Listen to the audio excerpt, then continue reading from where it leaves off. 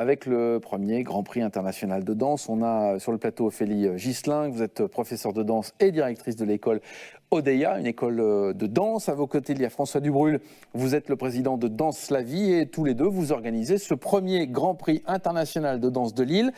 Danse à la fois sportive et festive, on peut résumer ça comme ça? C'est ça, sportive puisque c'est le nom que l'on donne à la danse de salon de compétition. Ouais. Donc les 5 latines, les 5 standards. Donc 5 latines, cha-cha-cha, samba, rumba, passo doble et jive. Et 5 standards, valse lente, tango, valse viennoise, slow fox et quick step. Alors c'est un Grand Prix, j'imagine qu'il y a donc une compétition. Et oui, il y a 31 épreuves. Ah quand même.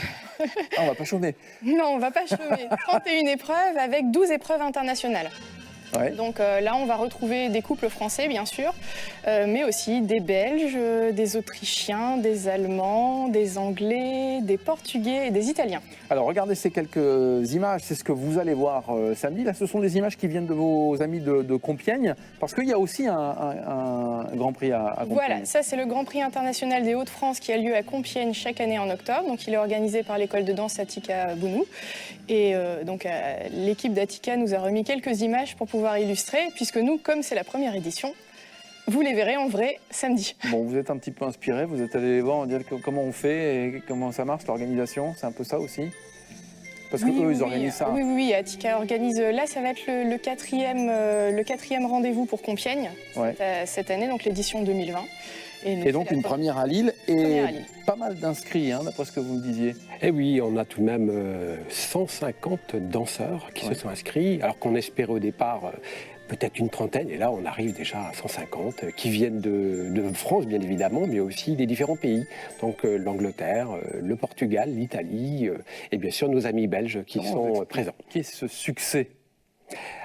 Alors, à mon avis, on est la métropole européenne de Lille, donc c'est normal que la dimension internationale, elle soit là. Le fait qu'on ait aussi une gare TGV, qu'on soit à proximité des aéroports. Finalement d'arriver jusqu'à Lille, bien évidemment. Mais encore faut-il arriver à les toucher et à les sensibiliser. Alors, là, il y a eu tout un travail qui a été mené. Il y a effectivement la compétition tout au long de la journée, et puis le soir, soirée de gala, finale, et puis spectacle.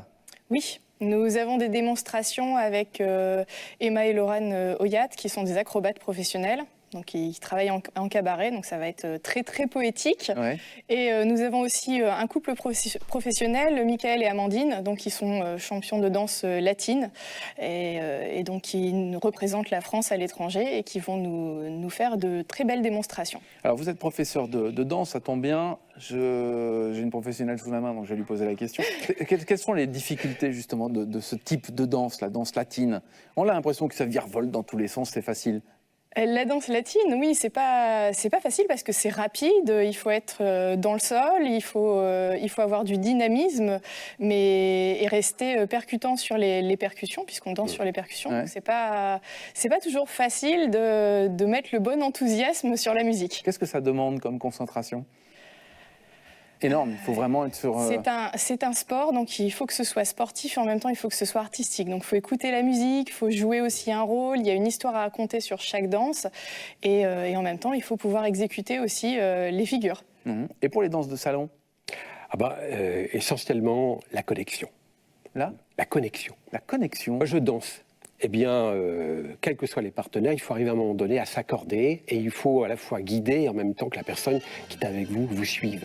Et là, vous arrivez finalement à un moment magique où finalement, vous oubliez tout le monde qui est à l'extérieur et il y a vous et votre partenaire. Et là, il y a quelque chose de formidable. Donc, il faut tomber sur le bon partenaire quand même. Non.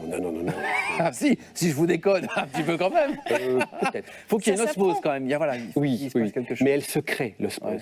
Quel que soit, et on a l'habitude à l'école de danse de changer de partenaire, et à un moment donné, vous trouvez vos marques. C'est pas forcément les mêmes avec les uns les autres, mais cette connexion, elle s'établit, et alors là, ça devient magique. Je parlais en introduction de la fameuse émission Danse avec les stars. Est-ce que ça a popularisé vraiment ce type de danse? Est-ce qu'aujourd'hui, c'est beaucoup plus populaire qu'avant? Alors, les danses de salon ont toujours eu quand même une certaine aura. Voilà, une certaine aura. Je pense dans les années 70, les années 80, les cours étaient très populaires. Ouais. C'est vrai qu'après, l'émission Danse avec les stars donne un regard peut-être un petit peu neuf et c'est sûr popularise aussi la danse de salon. C'est vrai qu'on a toujours un petit cliché qui est la danse de salon et pour les personnes d'un certain âge, ce qui n'est pas vrai du tout.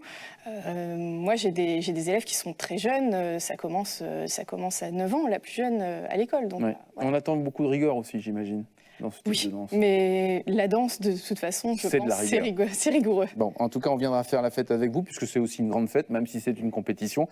Ça commence à quelle heure? Ça coûte combien? On veut tout savoir. Qui se lance? Alors, ça commence à 9h30 jusqu'à 18h. Là, ce sont les épreuves éliminatoires. Ouais.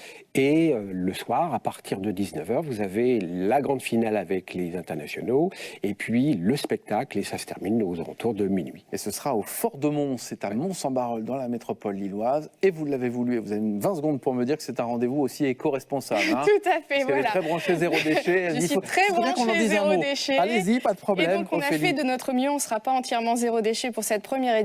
Mais en tout cas, on n'aura pas de bouquet offert aux vainqueurs. On aura des kits zéro déchet qui sont réalisés en partenariat avec Day by Day et Un grain dans le bocal. Donc, on est très contents. Et on aura aussi des consignes au bar. Donc, voilà, on évite le plus de déchets possible. Merci beaucoup. Ça se passe samedi, Mons-en-Barœul. À très, très bientôt. Je ne sais pas si vous avez une bonne boulangerie près de chez vous. Oui, oui. Ouais. Oui.